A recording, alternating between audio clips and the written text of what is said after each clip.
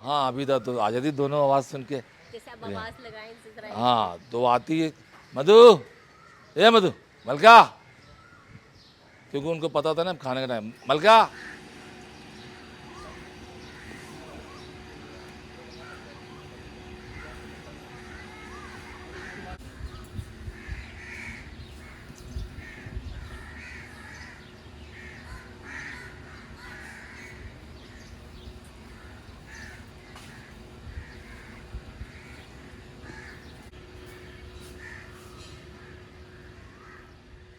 Sri Lankan doctor साहब हमारे पास आए थे 1 मई को फॉर द 17 डेज़।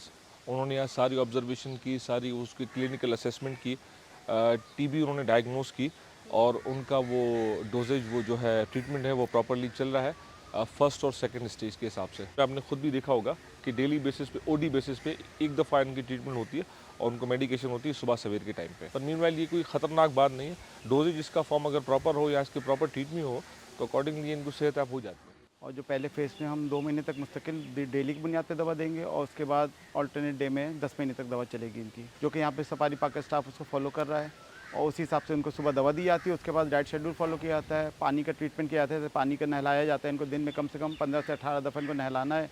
ज़्यादा से ज़्यादा वाफिर मकदार में इसको पानी की सप्लाई रखनी है ताकि दवाओं का असर ज़्यादा अच्छी तरह से हो सके। कि ये दवा कड़वी होती है, दवा गज़ा में शामिल करके लड्डू बना के दिया जाता है। आपने जिसको कैप्चर भी किया है वो दवा में लड्डू बना के दिया जाता है, हाइड करके दिया जाता है। किसी भी फल में डाल के या किसी भी चावल में मिला के उसको छुपा के हाइड करके दिया जाता है। जो करीब जाते हैं स्टाफ वो मुकम्मल प्रोटेक्शन के साथ जाता है, आपने देखा है। और जो विजिटर आएंगे वहाँ जो बाउंड्री बनी है, बाउंड्री के बाहर जो बस आती है वहाँ तक मूव करेगा, करीब नहीं आएगा कोई भी। ये बच्चे आए थे उस वक्त, ये चारों यहाँ पे आए थे और चारों उन जो बच्चों के साथ मैं टच रहा था।